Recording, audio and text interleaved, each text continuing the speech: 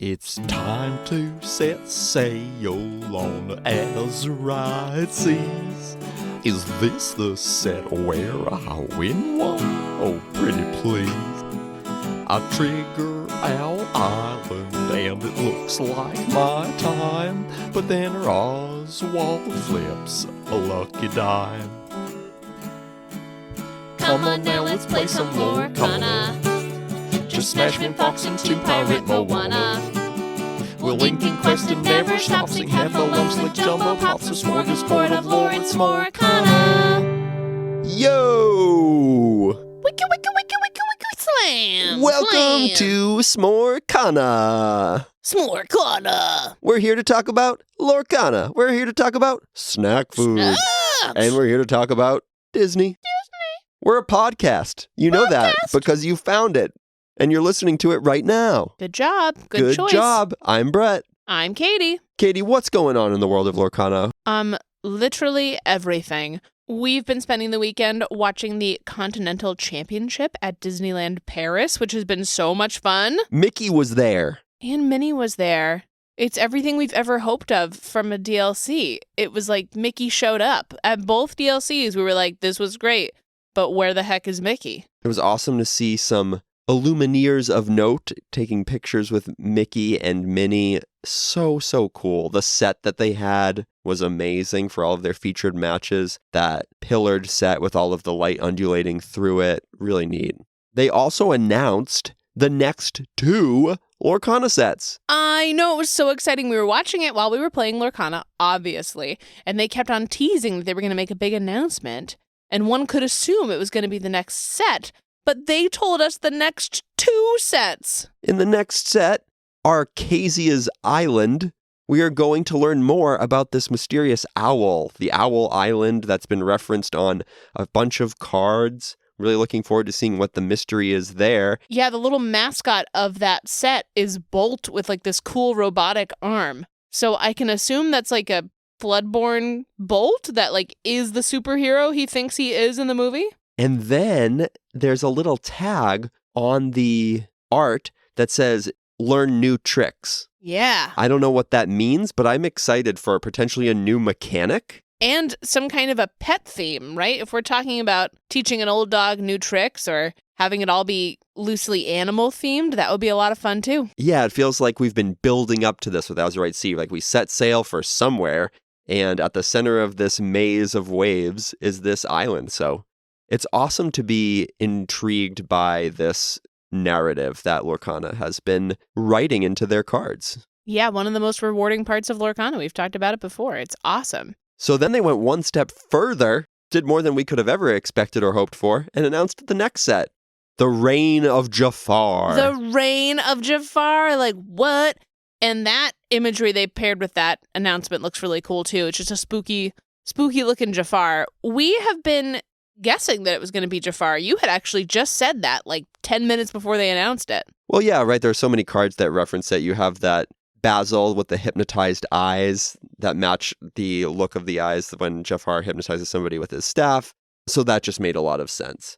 Yeah, it seems like it's going to be really exciting story-wise. And hopefully there will be more rewarding cards paired with the Reign of Jafar than the half Hexwell crown. Still bitter about it. Well, it appears that he is wearing the full Hexwell crown in that art. Oh, I didn't notice that. Yeah. That's cool. So we'll see. Okay, well, we love that. Never mind, scratch that. Maybe we'll see another cooperative quest as well with that 8th set release. That would be sick. I hope we see another cooperative game at some point, whether it's for the Reign of Jafar or something else. That was so much fun for Ursula. Absolutely. Just really nice to have the news about the next 2 sets. Always comforting to know that those are coming down the pipeline because we didn't have dates or titles or anything. Like they could have conceivably been like, and we don't know when the next set's coming out. It's still in development or whatever, right? Like that happens with games. Sometimes you enter these kind of limbo states where there are no release dates announced and you don't know what's happening or if the game's going to exist. So it's just always comforting to have those dates laid out. Yeah, great to see that amidst the coverage of the European Championships, which were really fun to watch. But pretty unsurprising in a way. There were 0 surprising deck lists. Like 0, 0. None. Absolutely none. Yeah. And Ruby Amethyst took it all, which, like, we all assumed was going to happen. Yeah. Color nobody shocked because Right. this was basically a set 5 meta with a sprinkle of new cards. At one point, they posted the first, 7 or 8 deck lists from the event on Inkdex, and I scanned them all for new cards. Across all of those deck lists, there were 8 cards from Azurite Sea used. Wow, that's an insanely low number. 8 out of 204. You're talking about almost 4% of the set was used in the European Continental Championship. So I was a little bit, bored/disappointed by that. I understand that we're early in the meta game, and so I think players gravitated towards decks that they were really comfortable with, old staples, just adding the most powerful cards from the new set into old, trusty, reliable lists. But would have been nice to see some more novelty. Yeah, it's just discouraging, right? You want the game to be ever-changing and unexpected in a way. You want people to come in with some kind of a surprising new build or some kind of a new take or see something else reign supreme. So it's disheartening in that way for sure. That said, we're not turning into that skid. We have been playing off-meta decks. We've been having the most fun I think we've maybe ever had with Lorcana. We have a ton of decks made right now. All of them are new. All of them have, at least 20 new cards. But we hear that off-meta Toby has a lot of brews that he's been working with, so we'll leave some of that discussion for later. Yeah, don't say this too loudly or he'll come over too quickly. But we have just been playing what we like. We've been listening to our gut. You have gotten to play a little bit of Lorcana competitively this week. You went to a sealed. Yeah, it was my first time really playing Lorcana since release day. I mean, we'd played a few games whenever we could squeeze them in over the past few weeks, but this was my first time back at Diversions getting to play since release day. An incredible time. How was sealed for you? It went pretty well. I finished first, Woo! but I was tied with another player for record. It just came down to strength of schedule at the end. Like, I think it might have even been because I won the dice roll in the last round and we were playing a 2-game format, and I said that I wanted to go first in the second game for that tiebreaker. I didn't look, but it might have actually come down to that tiebreaker. It was super close, but did pretty well. I will say that I don't enjoy this set's limited experience as much as the past few sets. Yeah, you've expressed that before. I mean, you really hate that Genie card, which is fantastic and limited. You hate that it exists. Well, I think that's symptomatic of a larger problem, which is that evasives are incredibly important, and there are a ton of them. And not only that, but there are a ton of them that quest for 2 or more. There are a lot of characters that quest for 3 or even 4 lore in the set. There's also very little removal in the set. So it's more possible to make a deck that ignores the board and just kind of like plays out its characters and quests and wins. Like, you can just play a 1-drop and then Hiram that quests for 3, and then a Tinkerbell that quests for 2 and is evasive, and then Genie that quests for 2 and is evasive, and then Gontu that quests for 4 and is incredibly difficult to remove, and like, the game's over, Right. That's not interactive and fun. There's just not a lot of ways to come back against that. And so the play-draw disparity is more noticeable, I think, in this set. There's not a ton of rush. There's not a lot of removal. Not a lot of ways to come back and win on the draw. So I don't love the limited this set. I don't think it's as interactive. But that said, it's always fun to get together with some pals and sling some cardboard around and play with new toys. Exactly. And you won some packs. Yeah, I won some packs. We had horrible packs. Yeah, Those were you horrible. had bad packs in your sealed, and then you won bad packs. So it was tough. Yeah, I pulled a foil Hercules legendary. Yeah. And you're like, oh, cool. Which is cool. Foil legendary is cool. Foil legendary. It's worth like $1.25. And Yikes. I cut it after, I think, my first round. Oh my God. I think I did.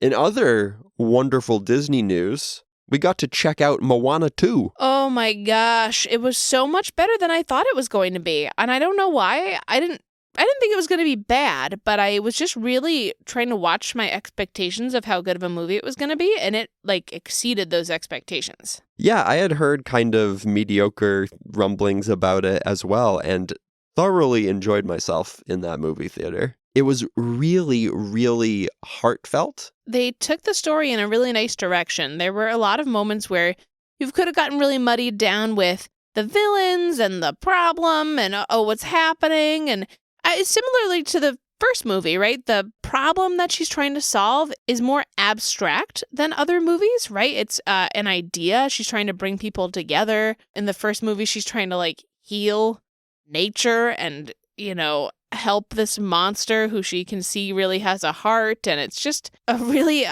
bold move. And I think that's what makes Moana work. Yeah. And despite those huge stakes, they managed to make it a really human story, right?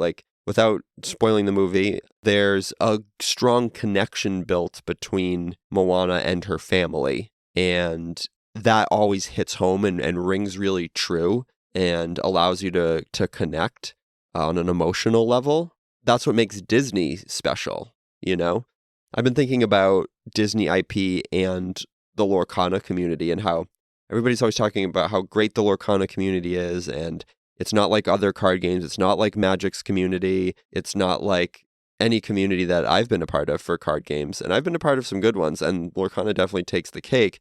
And it's because I think that if you like Disney, if you're an adult and you like Disney, you, I think, are sure of yourself, you're emotionally secure, and you're comfortable with enjoying human connection and, talking about love and shared humanity. So if you're invested in Lorcana and it's because you're a Disney fan, I think you share a lot of openness and warm-heartedness with your fellow Illumineers. Definitely. That's a very good way of putting it. The Lorcana community is wildly kind, and we love being a part of it, and it's enriched our lives in so many ways.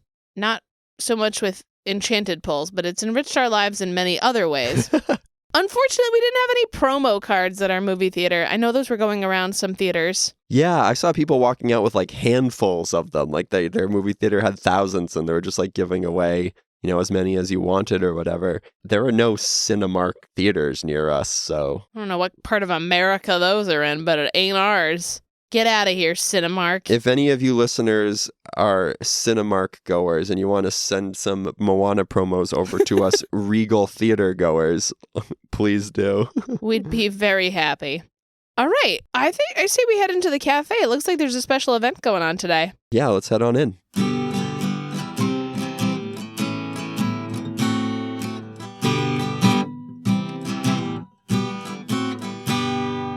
Whoa, look at this. Wow, it's off Meta Toby's Holiday Brewfest. Look at that. He has a banner printed. This is awesome that they let him do this. I had no idea. Yeah, this is gorgeous. I love this. They're selling t-shirts over there. There's a giant stein over there. Wow, Toby must be around here somewhere.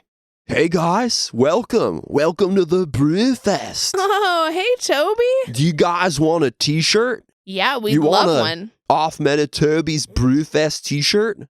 Yeah, that sounds great. I had my bro Alex make these. He's a dad, but he's rad. He's a rad dad. Okay, awesome. They say Off Meta Toby's Brewfest on them. Whoa, these are so cool. Special holiday shirts, too. Hey, happy holidays, Toby. Happy holidays, whatever you celebrate. I don't really care as long as you're holly and jolly.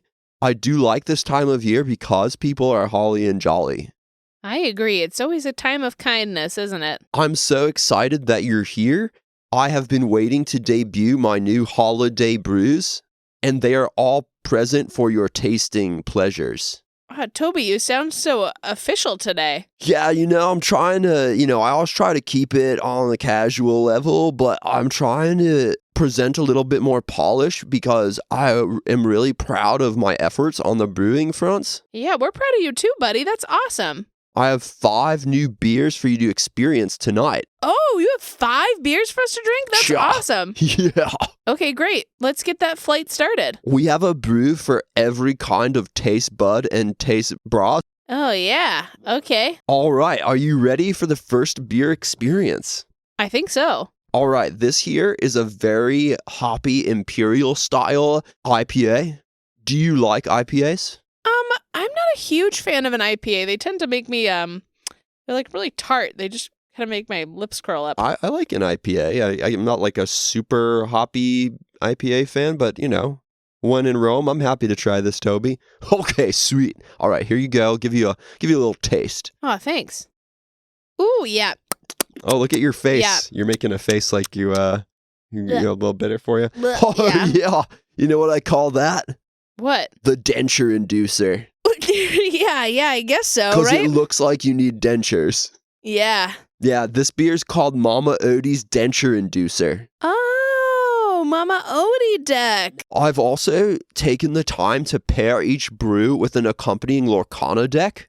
Oh, that's really smart. They're, okay. of course, off-meta decks. Sure, certainly. I would be shocked if they weren't. Just like these are off-meta beers, like if you want a Sierra Nevada, you can just like go get one at the store. And if you want to play Ruby Amethyst, you can go get one at the store. But these are very special off-meta brews and off-meta brews to accompany the brews. Brews and brews. Look, we're here for a party, so we're down for this. Go ahead. Okay, so this is, yes, a Ruby Amethyst build. I will grant you that this is a conventional color pairing, but it has some nice spice to it. Yeah, I mean, I do like a Ruby Amethyst flavor. I'm also really intrigued by this Mama Odie card. What do you have in here? Yeah, it has Grandma Odie. Right, Mama because Odie. Grandma Odie is making a bitter beer face constantly. It is her go-to facial expression. Because she doesn't have teeth? Or at the very least, she has recently had a bitter beer. Yeah, that's possible, I suppose. She's got that big pot, and maybe she's making a bitter beer in the pot, and then it makes her make a bitter beer face. But you will notice that Grandmama Odie looks like a bitter beer drinker. Yeah, Mama Odie, I would believe. Sure, maybe she drinks bitter beers. I like that idea. You will notice that Grandmama Odie has a theme of moving damage. Yep. And I thought, well, let's celebrate moving damage. Yeah, I think that's a really smart idea, actually, Toby. That seems like a really fun deck. So we've got Injured Mulan and Injured Beast, the horse, and we've got Injured Elephant, and then we've got Scar who injures people. Yeah, and then we've got Hydra who likes to be injured. Right. I hate to say this, but I just want to remind you real quick that the beast is not a horse. Good one. Okay. And then you have man. Belle, accomplished mystic. Oh, I do love her. She likes definitely to moves move damage. Yeah. So you have lots of characters who like to be injured and then get healed. That's their kink. I don't know. Oh my gosh. Okay. Sure. Lots of synergies. You can do really cool things. Like you notice that Mama Odie is looking for her teeth, but then when you sing a song, you can remove some damage and give her teeth. And also if you play Teeth and Ambitions, then you can instantly move that damage. Right, sure. Once again, this is a deck that is all about finding Grandmama Odie's teeth. I guess in a way it is. We have everybody's favorite eel, Madam Mim. The snake? It's restorative, like a very good brew. So what do you think now that you've tried it? I personally, Toby, kind of love this deck. I really like your use of both Mama Odies. I think they both work in this deck. And pairing that with Belle and all the other movements of damage, I think it could kind of be fun to play. I'm excited. I really personally enjoy the songs that are used for the brand new Mama Odie, the Azurite Sea Mama Odie. I think that's a lot of fun to play with Teeth and Ambitions. I think it would also be fun to see some Be King Undisputed in this, perhaps, if you're looking for some different spice in here. Hydra's a great ad that's an underused card. I always love seeing Hydra in a deck, Toby, so anything that has Hydra and Teeth and Ambitions in it gets a win from me. This seems like a good time. I think we're going to have to get some of this for home. Toby, would you mind if we posted some of your recipes online? I'm trying to like keep these under wraps, but I don't know. Maybe exposure's good. Yeah, I think it's definitely good, right? Bring some more Yeah. people into the off-meta world. Maybe a big beer distributor will see my brews and want to distribute them, and then I'll make a bunch of money to make more brews. It's definitely possible. I think it's worth a share, bud. All right, you can do it then. You can do it. I love your pod, so just for you, you can post the recipes. I'll give them to you. Thanks so much, Toby. That's so kind. Isn't it hella cool that the Hydra is a whole bunch of eels, bruh? The Hydra does look like a lot of eels, but it is not eels. There are 9 eels there in that one card.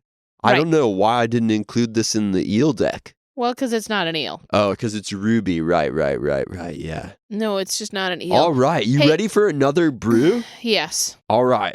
So this might be more to your taste if you do not like a very hoppy beer. This is a Belgian fruit beer. Ooh, I do like fruit beers. I call this the Trickster Disco. Whoa, Trickster Disco. Oh, that's not too bad. Ooh, this is good. It's I a like little refreshing. this. Yummy. You like it? Yeah, I think we're both enjoying this. All right, and here's the accompanying pile. Oh. The pile. Show us this pile that you've got. Oh, wow. Oh, I see. I see why it's called a disco. So we're looking at an emerald amethyst list with a whole lot of cheap characters. Oh, and then you've got Clarabelle in here and Genie. What an amazing pairing they make. This deck is all about my bra, the Genie. He is a party in a card. Right, this is Genie Wonderful Trickster, the brand new legendary. Genie the Disco Trickster. I love the Disco Trickster. Yeah, Wonderful Trickster, but same thing. I'm also really intrigued by Genie Wonderful Trickster. I've been saying for a long time that I want a fun, playable Genie card. I know you've been waiting for one of these too, Brett. Yeah, a fun, playable Genie card. Not like the other Genie, the one that is the worst card of Azurite Sea. Right. Never forget. Now, Genie has 2 abilities, Toby, right? Whenever you play a card, you draw a card, which is pretty sweet. And then at the end of your turn, you have to put all the cards in your hand at the bottom of your deck in any order. It's super tricky, but this is the dude, let me tell you. So this deck is all about my man, the Genie, about emptying your hand and then refilling it and just like, wick, wick, wick, playing lots of cards every turn, flipping them down. They are in your hand and they are out of your hand. Move your hands back and forth. Move your hands back and forth. Let me see them. That's what this deck is all about. That's really cool. And pairing it with Clarabelle is an interesting take on this too, because she is going to let you fill your hand right before the Genie dumps your hand. Yeah. So here's what you do. You play all these little dudes, all these little horses, like the Clarabelles and the Fred, who's dressed like an eel. And then you have Morph, who is an eel, and then a weird flower. But basically all these cheap characters and then the flower, and you get some lures really early, and then you shift in the Genie, and then you shift in the Clarabelle. And if you can get them both on the board, you go absolutely crazy. But even without the Clarabelle, it's totally fine. All you need is that disco dude. You play so many cheap little dudes that get you lures. You play Gathering Knowledge and Wisdoms to get you lures. And then you can use Befuddle to cycle cards with the Genie. You can bounce to cycle cards with the Genie and also slow your opponent down. Basically, Genie is a one-man win condition. You just throw a rave with the Genie. That's awesome. Yeah, you want to give it a spin? Yeah, sure. Well, we'll give it a shot. Here we go. Ooh, I like how that hits. I think the Genie and Clarabelle work really well together in a weird way. I like this little bounce combination you have going here with like the Maleficent Staff. You've got Kit Cloud Kicker, the Emerald Chromacon, and you're cycling so many cards through. You dump your hand so that Clarabelle's always going to hit, and you're just gaining lore with every card you play, basically. Yeah, that Gathering Knowledge and Wisdom is a nice little boost, too. Running 4 of those is exciting. And Fred and Merfolk just, like, basically get you 2 lore for 1 ink. Yeah, it kind of doesn't matter that you're tossing your hand because you've used it all, or it all did something to further your lore in the game. That's fun. Fun twist on Emerald Amethyst, Toby. Good You work. like it? Yeah, it feels like a disco. I feel like you nailed a Lorcana disco. Yeah, it's the Belgian fruit beer Trickster Disco. Nice. What else do you have for us on this lovely flight here? We're going to go back for another IPA, but this one's a little bit more mild. This is a New England style hazy IPA. Okay. It's kind of a stock standard. It's a nice mellow take.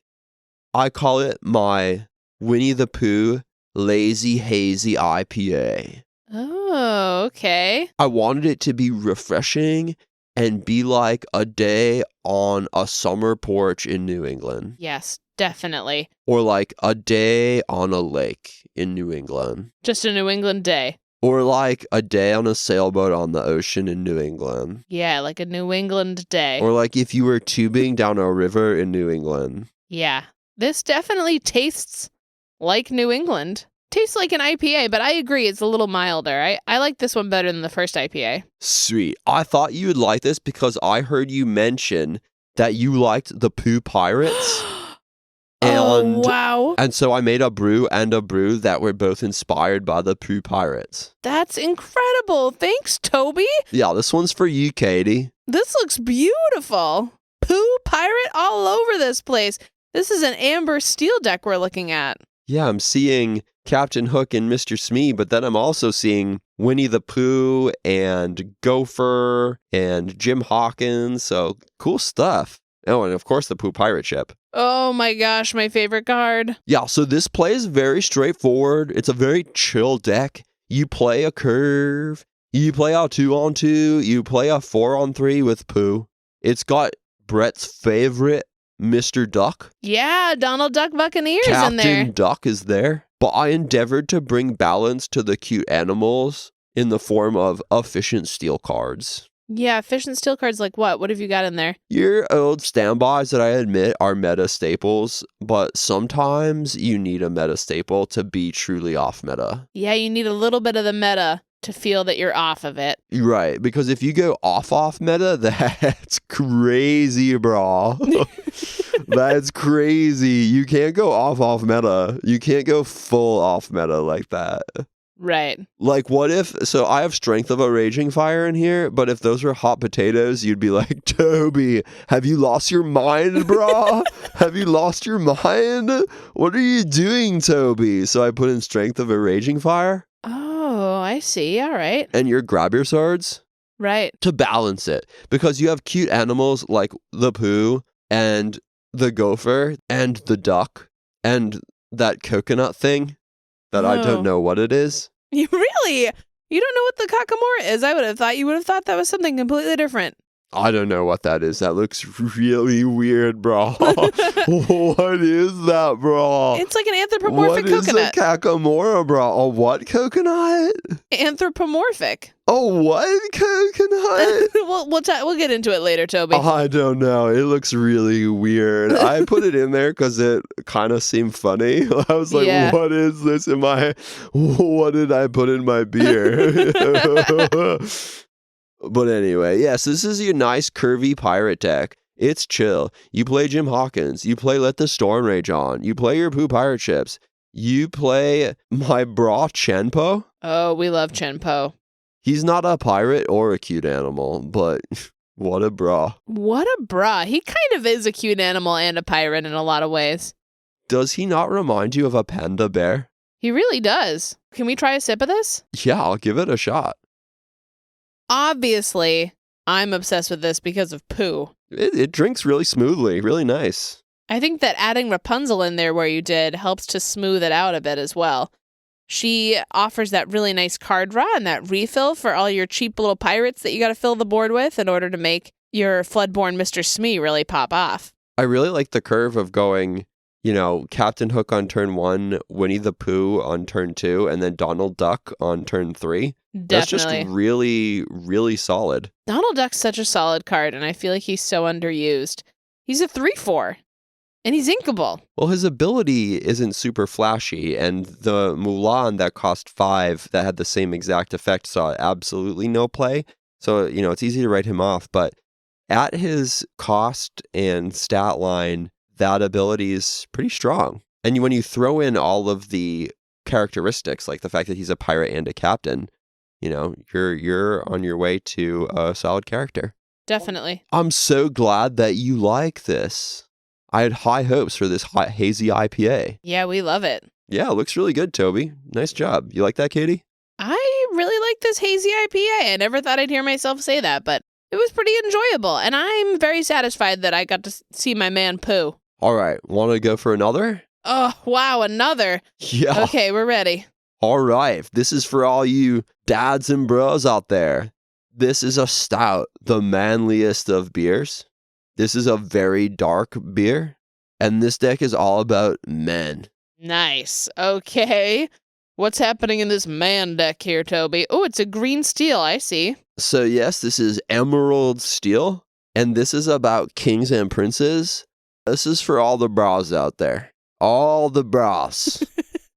Bras big and small. We've got Flynn and Hercules, who, have you ever seen that dude lift? That dude lifts, bro. He's very strong. Yes, he's a demigod. Yeah, he's ripped. Like, I wish I could be that ripped. He puts in way more time than I could ever, though. I don't know that it's all that. I mean, he's superhuman. He must just be in the gym like 24/7. Probably, but also he's not human. Bra does not skip leg day, I'll tell you that. Right. Yep. You've got Hans. Hans, right, from Frozen. Hans, like Harrison Ford. His ping ability works really well with one of the themes of the deck, which is Mr. Bogo, the horse with the shades, and Prince Philip, who is a bra with a shield and a sword. He's a kind of a classic bra. He also has a horse, Prince Philip. He's riding a horse. Yeah, there's some horses in here because all true bras like horses. We've got Beast, classically a horse. Not a horse, We've but both sure. the tragic one and the relentless one. Ooh, nice. Okay. So you've got some synergies with Bogo, the horned horse, and you've got the Floodborns Hercules and the Floodborns Beast and Tinkerbell, who I grant you is not a bra, but the bras love Tinkerbell. She is like the life of the party. She's pretty much a bra. I'd believe that. Yeah. She also like stomps on bras. I mean, Giant Fairy definitely does. Yeah. I did say that this is a deck for the bras, but I am a new wave feminist at heart. I know you are, Toby. You're a good guy. So I was just joking. I think the ladies or people of all genders would like this deck. Yeah, nice. Well said. Well said, Toby. But there are a lot of bras in this deck. We've got Arthur Bra, Floodborn Bra. He is cool. I like him. He needs a new hat. It's a little bit big, but he'll grow into it. Bra's fashion sense is not quite there, but he at least is learning to read. And that's important too. Did you know that if you have a Chief Bogo and you play a Prince Philip, that you can wipe your opponent's board? Wow, that is a nice combo there. I like that. Can we give this a try? Yeah, sure. Give it a whirl. Oh, nice. The King Sensor Core. It all comes together. Yeah, men can wear jewelry too. They can. That's true. You're right. It's 2024. You can do whatever you want. This is a very angular piece of jewelry. It is metal, like gun metal. Yeah. Metal like a gun. Sure. It is a gunmetal piece of jewelry. Speaking of gunmetal, we do have a few copies of Fire the Cannons. Oh, okay. Fire the Cannons is great. I also really like your use of Morph in this deck again. You're favoring Morph lately, huh? You know I like the eels, bro. Well, he's not an eel, but sure. You can shift so many things onto that eel. You can shift the Hercules. You can shift the Horse Beast. You can shift the Tinkerbell, the Arthur, and most importantly, Prince Philip, the classic bra. Yeah, it's a nice Floodborn deck you've got here. I dig it. It's also a classic meta pairing of Emerald and Steel, but done in a very off-meta kind of fashion. Oh, certainly. Any normal meta Emerald Steel deck builder would probably pass out at this list. Anything else for us, Toby? You had one more, you said, right? Oh, yeah. This, I have to say, is my favorite.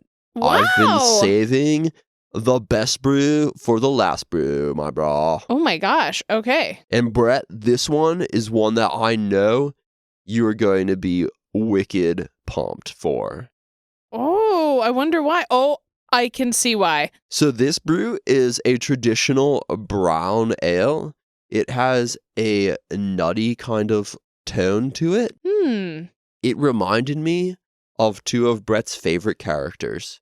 One, Mr. Chip, and the other, Mr. Dale. And that's why it's brown, a brown ale. I understand now, the brown like a chipmunk. Everybody's favorite mouse detectives are in this brew that accompanies the brew. Oh, okay. You've got I see. Basil the mouse detective, Chip the mouse detective, Dale the mouse detective, and Chip and Dale the combined mouse detectives. Right. Well, Chip and Dale aren't mice. They're chipmunks. Chip is the mouse detective with the hat that also looks like Harrison Ford, just like Hans. And Dale is the little mouse detective with the Hawaiian shirt. He's got some great fashion sense. He certainly does, but yeah, sure. They're chipmunks, but so, sure. There are other mice in this build as well. Just to continue with a little bit of theme, sometimes it's nice to nod to theme. And Definitely. It has Mickey Mouse, another detective, and Minnie Mouse, who I grant you is not a detective, but does have a pretty sweet sword. She does have a sweet sword. This list is so sick. Why don't you give it a try? I'd love to. Ooh, that Lilo just keeps coming right back. This is a difficult deck to play against, I tell you what. This seems sticky and bouncy and like it ain't going nowhere. Let me paint you a picture. Please do. You have a Chippendale on the board. Now, that is one card called Chippendale. It's the one that has 2 mice on it. Right, the 8-cost uninkable rare card, yep. It says that whenever you put a card into your inkwell, you can retrieve a card from your discard pile. This is sick. Imagine that you have this card on the board. You may also have a Chicha on the board. You play your Chicha. Then you ink a card. You retrieve a Mickey Mouse detective from your discard pile. You play the Mickey Mouse. You then put a second card into your inkwell, which lets you draw a card with your Chicha and then get another card of your discard pile, which could even be like another Chicha or like a Stitch. Surfer Dude, who is a sick bro. There are a bunch of surfers in this deck, which also contributes to it being one of my favorite piles. You have Nani Surfer, you have Judy Surfer, you have Stitch Surfer. Lots of surfing going on. Also, Yeah. Lilo is surfing. And Nick Wilde is surfing. Everybody's surfing. Everybody is supporting one another. Everybody harmonizes. Everybody jives together. All of these mice and detectives and surfer bras, they just mesh. It does have a nice vibe to it. Have you been surfing, Toby? Yeah, I love surfing. Are you kidding That me? makes a lot of sense, yeah. I grew up surfing. That tracks. Yep, that's great. This is a really fun list. What do you think about this, Brett? I feel like this is right I up your get alley. really tubular. You should see me out there. Like, it can be February and I am like out there ripping it. I bet you are. What was your question? Yeah. Well, I was asking Brett. I think you'd really like this deck. This looks Amber Sapphire. amazing. You know what I really like about it is with all of the support, you have this ability to actually remove characters in a pairing that can't usually do that. Like, you have these 3 Minnie Mouse Musketeers that banish a character with 5 or more strength. And then I see you also have 4 World's Greatest Criminal Mind to get rid of characters with 5 strength. Yeah. So you just spread the love with the support and then you're like, huh, psych, nah, brah. And then you banish them after you give them strength. And they're like, what? No, I thought you were cool. And you're like, yeah, nah. That's awesome. That's great. Chicha is really sick in this pile. Chicha's a great card. She is both support and the draw. She is sometimes used in the meta here, Toby. I don't want to freak you out. Yeah, but she is not used in this fashion. She is put to great effect in this pile, better than ever before. Also, the little mice detectives all love all of these cards. Like, you've got the Dale that puts extra cards in your discard pile. You've got a Chip that has support when you have Dale. And then you've got a Dale that's really, really sick and then doesn't have it to exert if Chip is in play. So, like, they all just jive together. And then Mickey's like, I have the clues to figure out how to win this game. Right. Mickey the actual mouse. There's so many mice. Now, if you don't like mice, this is not your pile. And if you don't like surfing, this is not your pile. Those are really good warnings to know. This was a delicious flight, Toby. Yeah, thank you. I've been working really hard on all of these brews, effectively presenting 10 brews to you today of different types. Thank you so much for that. It has been my great honorific to present all of the brews. I hope you have enjoyed your time at Off Meta Toby's Brewfest 2024.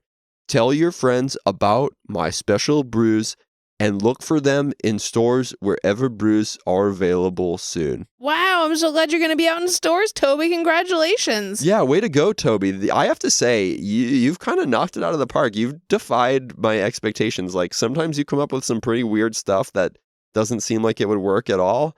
But all of these look both fun and off meta and viable, at least at the kitchen table level. Yeah, thank you for your very kind words. You've helped me really develop as a brewer, and I really dig the pod, and I appreciate you stopping by.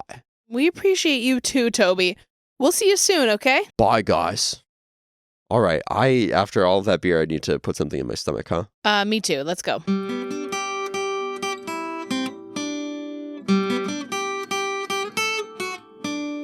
All right, look, they have lots of snack stands set up for the Brewfest, so let's survey the options here. Oh, and it looks like all of the dining options have been inspired by Hollywood Studios. What? You mean it's time for another round of Where to Dine table service in Walt Disney World parks? That perfectly named segment that we've done twice before? Yeah, you mean the segment Where to Find Your Table Service Reservations when you're going to Walt Disney World? It rolls right off the tongue. You mean the segment The Best Places to Eat if you want to find a place to sit down when you're in Walt Disney World, yeah, each that park one. edition? Yeah, it rolls right off the tongue. Perfect. Let's get into Disney's Hollywood Studios, yo. All right, before we get into our top 3 options, a quick shout out to Baseline Tap House at Hollywood Studios. On a day where we've had a lot of beer, we wanted to mention that tap house, which is between the Muppet Pavilion and Sci-Fi Dine-In, is a really great spot to grab a beer. They have all kinds of California-inspired beers. Yes, fairly new to Hollywood Studios. So if you haven't been in a while, you might not know this place. It is, like Brett said, California-inspired and feels outside of a Disney park in a way. It's probably the best place to get beer in a Disney World park. I'm not including Disney Springs in this. That's its whole other kit and caboodle. But Baseline Tap House feels like you're in Disney Springs. Okay, let's get into it. Katie, what is your third favorite table service option at Hollywood Studios? Woody's Roundup. Come on, it's time to play. Bah, bah, bah, bah. Woody's Roundup. A very new spot, Woody's Roundup Rodeo Barbecue. I haven't been there. I went with my sister when we went for her bachelorette, and it was fantastic. Awesome. What's it like? All the food is served family style, and it's all kinds of barbecue food with all the fixins. You get fried pickles, you get fries, you get mac and cheese, you get tater tots. They've got ribs and brisket and pulled pork and all kinds of barbecue sauces. It was fantastic. Now, having not too long ago had authentic barbecue, the best barbecue of our lives in Texas, how does this compare? Because I imagine the food's not, going to be quite at that level, but some of the theming might be really neat. Yes, the food's not exactly how we had it in Texas, right? I would say we had better barbecue in Texas. And there are other spots in Disney World to get barbecue food, and I can cover that when we talk about Epcot soon. This is not the best one for barbecue, but it was really good. All that being said, it was very tasty food. But certainly the big attraction here is the over-the-top theming. This is in Toy Story Land, and the restaurant is gorgeous. It feels like when you're in line for Toy Story Mania, and it's super themed, and you feel like you're a tiny toy, and there's all these jumbo-sized toys and game boards and things all around you. You know that feeling? That's the theme of this restaurant. I mean, it feels like you're in a toy box, and it's so much fun. They have voiceovers coming over the announcements all the time. There was something that went viral when this restaurant first came out, where there would be some audio playing of Andy coming in and all of the waiters would freeze like they were toys and everybody else in the restaurant freezes to play along with it. So it's really cute, really kitschy. It's not food that's going to blow your mind, but it is tasty and you're going to have a good time. Is it a character meal? No, there aren't any characters. It's super themed, so it feels like there are, but you actually don't meet anybody. Sounds really cool. I'm eager to give that a shot one day. Yeah, I think you definitely should. What comes in at number 2 for us, Brett? Our second favorite option at Hollywood Studios is the Hollywood Brown Derby. Ooh. This is a nod to the Brown Derby restaurant in Los Angeles. Yes, the Hollywood Brown Derby is probably the fanciest food you're going to get in Hollywood Studios. So if you're looking for something a little classier for your sit down, this is the place to go. It's reminiscent of Tiffin's that we covered last week at Animal Kingdom. So Hollywood Brown Derby is another signature dining restaurant. It is fine dining. It's going to be more expensive. The options are going to be a little bit more both adventurous and exciting, I'd say, than some of the other places at Hollywood Studios in particular. There's a little bit of history that goes with the Brown Derby. It's the place where famously the Cobb salad was invented. So you can get that classic Cobb salad that was first made at the Brown Derby in LA. And the fun thing about Hollywood Brown Derby is it's an opening day restaurant for Hollywood Studios. So it's themed with that theme that Hollywood Studios first had, which was that it was a piece of LA in Orlando. So it really feels like that old Hollywood kind of a vibe when you walk in there, which is a great feeling to have in Hollywood Studios, a park that is having a little bit of an identity crisis right now, you could say. I think Star Wars Land kind of helped with that, but it was a functioning Hollywood studio once upon a time, and it was all really themed to be all about movie making. It's lost a little bit of that spark, so if you're looking for that, Hollywood Brown Derby's the place to go. Yeah, if you want to feel like a big wig movie producer, head over there. All right, Katie, what is our number 1 favorite table service dining option at Hollywood Studios? We both agreed on this, no questions asked. It's Sci-Fi Dine-In. I love this restaurant. I have never, ever experienced a restaurant like this anywhere else. When we first went to Disney World together, when we had first started dating, I was so excited to take you here because it was such a good litmus test for you as a human being to hope that you enjoyed this restaurant as much as it should be enjoyed, and you did. So Sci-Fi Dine-In is one huge room that is made to feel like a drive-in movie theater. So the lights are dimmed, there's kind of like an evening sky all the way around, and there's a huge movie screen with maybe like 45-minute loop that plays clips of old sci-fi movies and ads and things. And you sit in cars to eat. It's so cute, and it's all themed to the nines. If you sit in the back row, if you're a couple of 2 and you sit in the back row of one of these pretend cars, they will call you hitchhikers the whole time. The person who sits in the driver's seat, they call the driver. It's a lot of fun. And like Brett said, the theming in it is so cozy. It feels like you're outside. It's nice and quiet. There's a little loop of vintage movie trailers and cute little, let's all go to the lobby. Let's all go to the lobby. So it feels like you're in 1952. And it's just such a blast. And all of the sound for the film loop is played through little speakers that are in your car, as if you're like tuning in on your radio at a drive-in. So it gives that kind of feeling of being in a bubble when you're in your car. I love that feeling. It feels like you're escaping the park, escaping the crowds. You're tucked into your little booth, and you can just relax and have some kind of classic American food, which I wouldn't say that the food is the reason to go to Sci-Fi Dine-In. The food's really good. It's kind of standard like burgers, chicken and fries, like steaks and milkshakes and... Yeah, classic American fare. It feels as if you're in a 99 restaurant or a Chili's. Any one of those feel apt. But super solid. Like I usually just get like a really, really good burger and a milkshake there and feel very, very happy and full and have a great time. The first time we went, we filled up so much at Sci-Fi Dine-In that we could barely walk out of the restaurant. It was so funny. Chip and Dale were right outside. Like, we left, and we had just eaten, like, an appetizer and a boozy milkshake and, like, steaks, and just kind of rolled out of the restaurant. And Chip and Dale were there in the sunshine. And we were like, we have to wait in line for Chip and Dale. We have to do it. But all we wanted to do was like keel over on a bench. We have to find those pictures. We have evidence of this somewhere. And we don't look good. We'll post it on Instagram. So this is our top 3 list.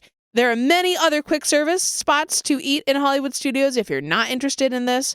But if you're going there for the day, we highly recommend these 3 places. Really looking forward to the next episode in this series of where to dine for table service in Walt Disney World at all of the different parks when we visit Epcot. Yes, Epcot is huge. That might have to be its own episode. It's going to be hard to narrow Epcot down to 3. We're going to definitely have to have some honorable mentions because that park is absolutely stuffed with dining. Straight fire, Epcot. Straight fire. Well, I feel better having filled my belly after all of that beer. Yes, definitely. I can think a little more clearly now. Let's get a mint and hit the road here.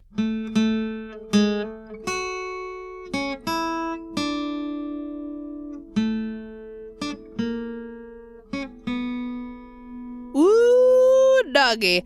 Look at this dream card. It is a Ruby dream card. Oh my gosh, you know how much I love Ruby. We're looking at Toast. Toast!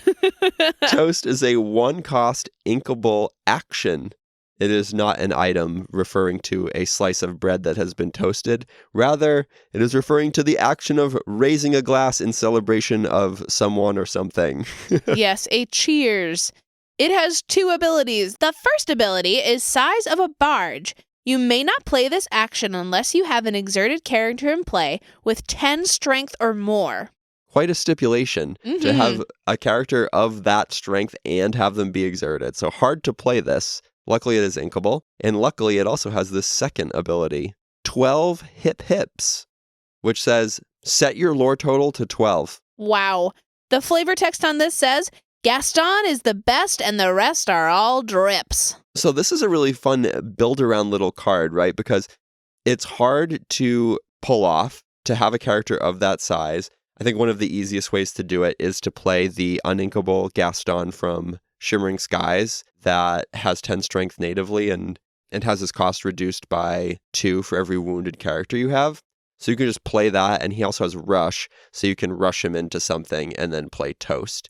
It's not a card that is going to be efficacious at all stages of the game because it does set your lore total to 12. If you have more than 12 lore, this card will reduce your lore total. So you would just ink it in that circumstance. But ideally, you kind of fight for the board, stem the tide, use one of these big characters to cement your board presence, and then boom, rocket up to 12 lore after you've focused on fighting for board. Yes, and thematically this card is great because you've got LeFou and a couple of cronies who are toasting, and the idea that you're playing this if you have a big character in play, perhaps it's Gaston Pierre Paragon who does have 10 strength, but it's really fun to think of the idea that it's all these little cronies and toadies cheersing to some large character that you have on the board, which increases your lore. It's really fun.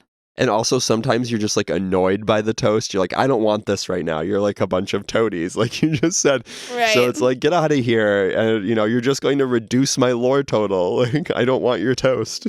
Yeah, really fun. Fun theme. Yeah, we wanted to make sure we were celebrating Toby's Brewfest today. So a brew-themed card. All about the brews.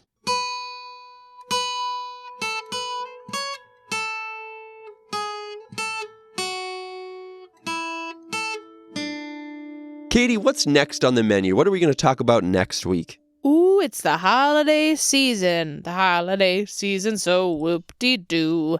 We're just going to sing Christmas carols. Have some fun. Next episode will be Katie singing Christmas carols without knowing any of the lyrics for 45 straight minutes. Do not tempt me. So next time we're going to talk about a holiday buying guide for that Lorcana fan in your life. And or what you need to ask other people to get for you if you really like Lorcana.